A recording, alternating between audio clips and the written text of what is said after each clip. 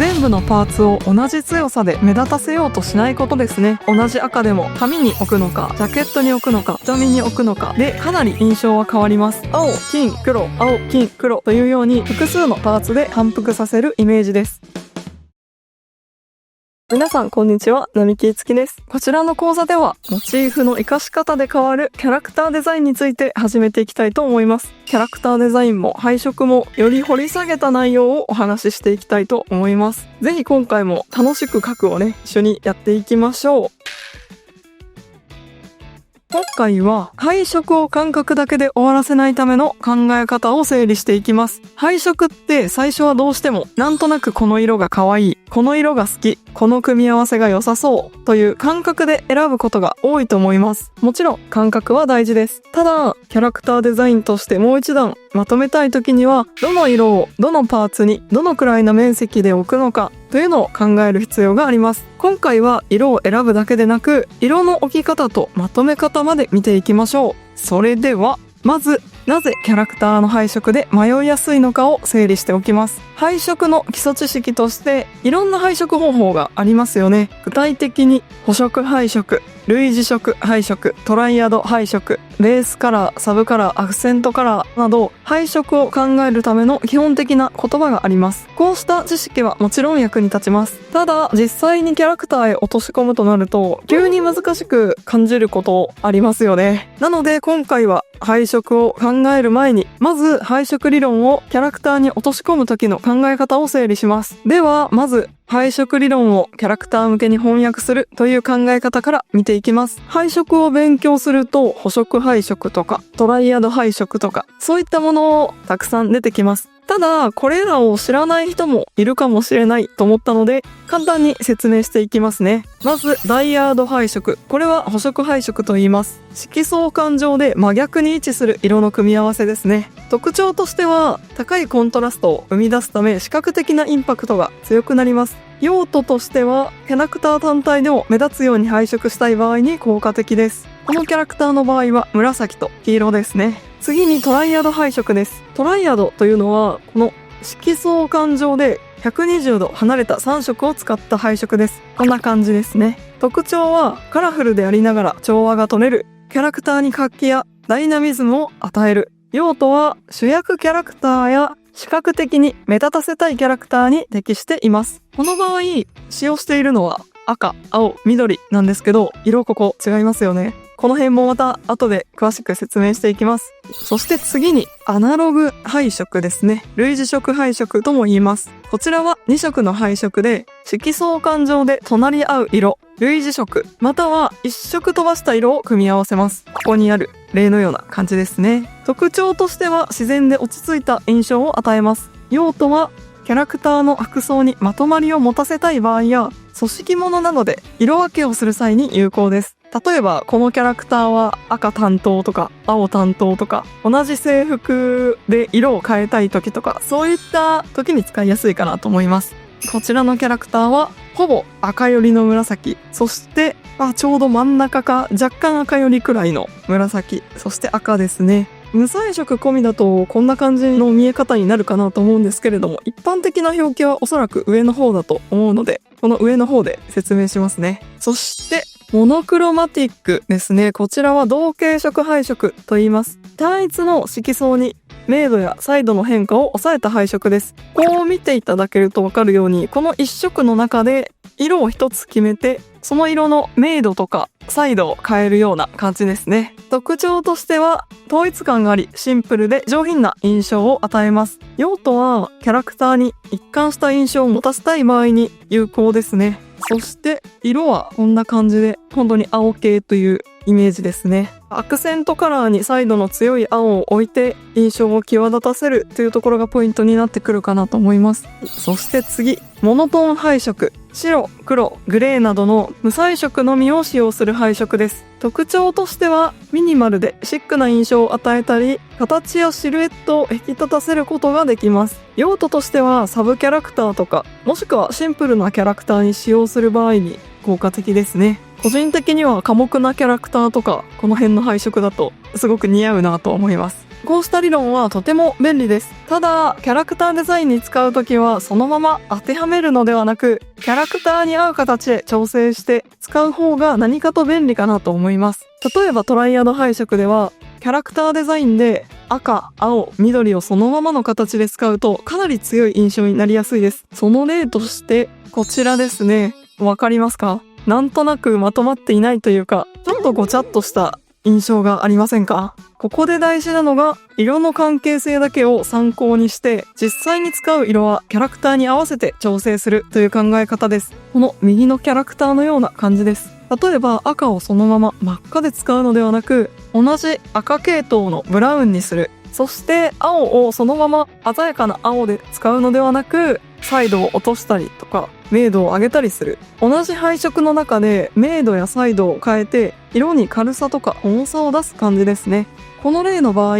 赤と緑を使用しているのですが、赤と緑って実はかなり喧嘩しやすい色同士なので、馴染ませるためにクッションとして黄色とかを入れていたりします。それってもうトライアド配色じゃないじゃんって思うかもしれないのですが、もしこれをトライアドとしてまとめるのであれば、黄色の部分は白などの無彩色に置き換えるとトライアドを守ることができます。ただこのキャラクターの場合は緑の面積が多く、次に赤ですね、ブラウン系の色が多かったので、その間にある色、黄色とかオレンジですね、このあたりが一番自然に馴染むだろうなと考えて黄色を入れていました。こうすると赤、青、緑の関係性はなんとなく残しつつ、キャラクターの世界観に馴染みやすい色に調整できます。なので理論通りの色名を必ず守る必要はないかなと思っています。配色理論は色を考えるための土台として使ってみてください。あと、そうですね、もう一点、モノクロマティックっていう配色が先ほどあったと思うんですけれども、先ほどの例だとこのような感じになっていたんですけれども、他の色を使わない分、一色印刷のようなややね、単調な印象になってしまう場合もあるので、白とか黒を多めに挟むと結構まとまりやすくなります。そのまま当てはめるとどうしても左のキャラクターみたいに一色印刷みたいなね、印象になりやすいです。これもこれで全然ありなんですけれどもね。ここからは実際にキャラクターの中でどのパーツにどの色を置くかというのを見ていきます。まず考えたいのはどこを主役色にするかというところですね。まずキャラクター配色で迷った時にいきなり全身の色を決めようとするとかなり難しくなります。全部を同時に考えると色が増えすぎたりどこを見せたいのかわからなくなったりします。なので最初にこのキャラクターの印象を一番作る色はどこに置くかというのを決めると考えやすいです。例えば髪色を主役にするのか、上半身のこの衣装を主役にするのか、もしくは目の色を印象的に見せるのか、ここを先に決めると他の色が決めやすくなります。例えば髪色を印象的に見せたい場合、衣装の色は少し落ち着かせるか、髪の色と衣装の色を色相環状で反対になる位置で配色するとやりやすいかなと思います。この例であれば髪は青系で衣装は赤系ですよね。こんな感じで色の対比を作ると髪色を主役にすることができます。服の色も少し明度を落としていますね。そして次に、これは上半身とは書いているんですけれども、衣装全体ですね。衣装全体を主役にする場合は、例えば髪の色を衣装になじませたり、少し落ち着いた色にしてそんなに派手にならないようにします。この場合だと紫色をベースにしているんですけれども、彩度も明度もかなり下げていますね。その代わりに衣装の彩度を上げて、この衣装の中で補色配色っぽくなるように意識すると衣装がすごく目立つような感じになります。そして目の色を主役にしたい場合ですね。こちらは髪や服の色と馴染みすぎないように色を置くといいですね。この場合もこの髪色を主役にすると同じように、衣装と髪を含む全体の色を同じような色で構成して目だけ色を変えるという感じですね。今回の例であれば髪と衣装は黒にしてサブカラーに赤を置いています。そして目の色は赤と反対の色、寒色系の色を置いています。このようにすると結構ね、目の色が印象的になるかなと思います。広い面積に使われている色の色相と正反対の位置にある色を使ったり、アクセントカラーを使うのがおすすめですね。ここで注目したいのは、全部のパーツを同じ強さで目立たせようとしないことですね。髪色も強くって、服も強くって、目の色も強い。こうなると、どこを見ればいいのか分かりにくくなることがあります。なので、まずはこのキャラクターの印象を作る主役色はどこかというのを決めて、その周りの色を組み立てていきましょう。キャラクター配色では何色を使うかだけでなく、どこに置くかがかなり大事です。例えば同じ赤でも髪に置くのか、ジャケットに置くのか、瞳に置くのかでかなり印象は変わります。ここでベースカラー、サブカラー、アクセントカラーをざっくり整理してみます。まずベースカラーというのはキャラクター全体の印象を作る色です。ベースカラーは面積が広い場所やよく目に入る場所に置くことが多いです。このキャラクターも紫がね、一番広い範囲に入っていると思います。そしてサブカラーですね。これはベースカラーを支える色です。ベースカラーでは単調になりすぎる時に衣装の一部や小物、装飾に入れて全体の印象を整えます。このキャラクターの場合だと黄色なんですけれども、生地の裏側とか帯の部分とかに入っていたりしますね。そしてアクセントカラーですね。こちらは視線を集めたい場所やキャラクターの印象を少し強めたい場所に使う色です。面積は小さくてもかなり効果があります。ここに入ってますね。顔から体にかけて抜けるように赤入れていると思うんですけれども、こんな感じで赤を入れています。